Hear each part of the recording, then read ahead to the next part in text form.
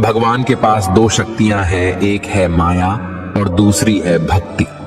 जब कोई भगवान के समक्ष जाता है और भगवान को प्रणाम करता है तो वह पूछते हैं, बोलो क्या चाहिए, माया चाहिए या भक्ति।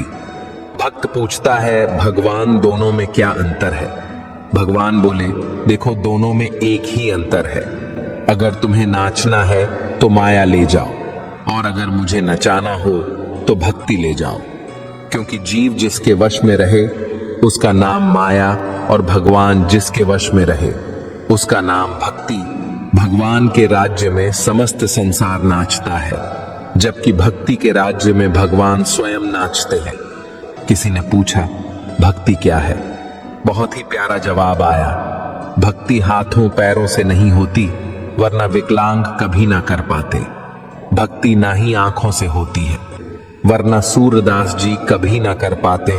ना ही भक्ति बोलने और सुनने से होती है, वरना गूंगे बहरे कभी ना कर पाते। और ना ही भक्ति धन और ताकत से होती है, वरना गरीब और कमजोर कभी ना कर पाते। भक्ति केवल भाव से होती है, एक एहसास है भक्ति, जो हृदय से होकर विचारों में आती है और हमारा प्रेम परमात्मा से जुड़कर रिश्ते में बदल जाता है। भक्ति भाव का सच्चा सागर है। भगवान ने इंसान को जब बनाया था तो उसे सब चीजें दी, पर एक चीज इंसान के हाथों से नीचे गिर गई, जिसे भगवान ने अपने पैरों के नीचे दबा दिया। इंसान के चले जाने के बाद भगवान से किसी ने पूछा, आपने अपने चरणों के नीचे क्या छुपाया है जो इंसान को वापस नहीं दिया? तब भगवान बोले, मैंने अपने चरणों के नीचे शांति छुपाई है। इंसान सदैव इसके लिए तरसता रहेगा, वह हर जगह इसे ढूंढेगा पर नाकाम रहेगा और आखिर में उसे यह मेरे चरणों में आकर ही मिलेगी। मनुष्य का यह स्वभाव है कि वह सुख में ईश्वर को याद नहीं करता, पर दुख में उसे सबसे पहले ईश्वर का ही स्मरण होता है। किसी ने पूछा, भगवान कब याद आते हैं? उत्तर मिला, धर्मात्मा को हर समय, पापी को मृत्यु के समय, चोर को पकड़े जाने पर, गरीब को भूख लगने पर, धनी व्यक्ति को बीमार हो जाने पर, कंजूस को पैसा खो जाने पर, किसान को वर्षा न होने पर और मुसाफिर को ट्रेन छूट जाने पर, व्यापारी को नुकसान हो जाने पर, विद्यार्थी को परीक्षा में असफल होने पर, इंसान को विपरीत परिस्थितियों में ही भगवान याद आते हैं।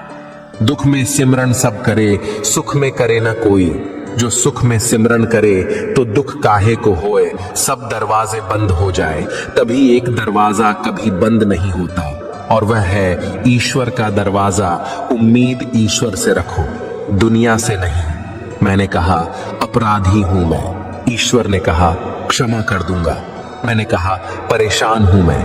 ईश्वर ने कहा, संभाल लूंगा। मैंने कहा, अकेला हूं मैं। ईश्वर ने कहा, हमेशा साथ हूं मैं।